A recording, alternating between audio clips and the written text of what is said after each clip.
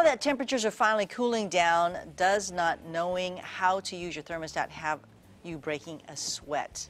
It's like, how do I do this? You're not alone. Cambi's standing by with some tips. Yes, and we need all of your help, Craig, because I still don't understand if I should be keeping my temperature throughout the night at when it's cold out.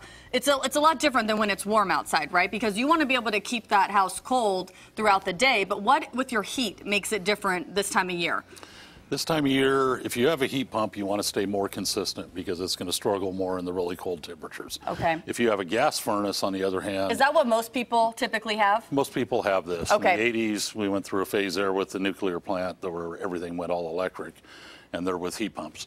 Gas furnace will recover fast. Okay. Heat pumps are going to struggle coming back up, so it's easier to keep them at maintain a normal temperature on it. Whereas with this, if you're leaving, you can turn it down, okay, bring it back up. And there's some things that people can look at back here to make sure that things are kind of plugged in right, if they feel comfortable doing that. What are they looking for? Yeah, they always want to be with caution. But one of the main things that happens, like this little rubber hose back up in here. Okay. Mice, sometimes if they're up in an attic, out in the garage, whatever, mice will get in there and chew on that. Okay. That'll cause it not to start up. How do you know if it's not working well? If it's not working well? Yeah, like if you put it and you want it at like 70 degrees in your house and it's struggling to get there, if it takes a long time, is that a pretty good sign that it's not working, or does it just not even come on at all? Most cases it won't come on at all on the newer stuff.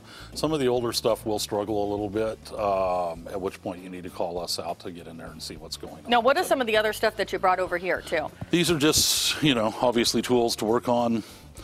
This is like an ignition box on a spark ignition. Okay. Gas valve, just familiarity stuff. Most importantly, your carbon monoxide detector. Carbon monoxide is a big issue. Like if your heat exchanger were to burn out on your gas furnace, it's pumping carbon monoxide into your house. Oh, geez, okay. Which becomes poisonous and can ultimately kill you if it's bad enough. Now, what we've been going through with the fire, obviously we can see the smoke outside. What does that do for our air filter inside our home? It's making it work hard. Okay. And it should be checked quite regularly. Normally you'd go a month and a half without looking at it. I would be checking it weekly at this stage of the game. Okay, because it can get real dirty quickly. Depending on how airy your house is, how much air comes into it. Yeah. It could be plugging up real fast. Now, how can people get in touch with you? 916-783-2256. Okay, perfect. And so if you need any help, you guys have a website too?